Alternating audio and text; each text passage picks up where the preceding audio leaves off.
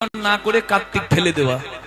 কার্তিকের কৃপায় সন্তান হচ্ছে, আর এখনো অনেকে কার্তিককে যথাযথ বিসর্জন না করে অনেকে বিসর্জন করতে ভয় পায় যদি কোনো বিপদ হয়ে যায়।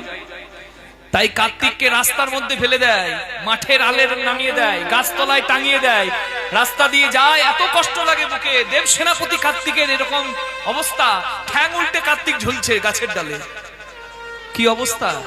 যে কার্তিকের কৃপায় আপনি সন্তানের জনক হলেন, জননী হলেন, সেই কার্তিককে গাছতলায় ফেলে দিলেন।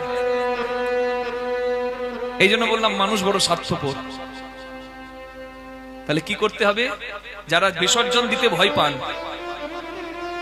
ইয়াগচ্ছ ইয়াগচ্ছ বলে আমরা আবাহন করি, তেমনি গচ্ছ গচ্ছ বলে আমরা বিসর্জন করি, তো ক্ষতি কিছু হয় না গো, তবু অনেকে ভয় পায়। তা কি করতে পারেন?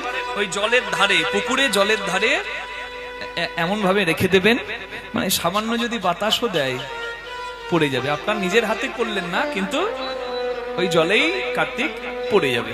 এটা করতে পারেন। আর না হলে পূজারীকে বলে মন্দিরে রেখে দিতে পারেন। কি এটা করা যায়, কিন্তু অবমাননা করা যাবে না।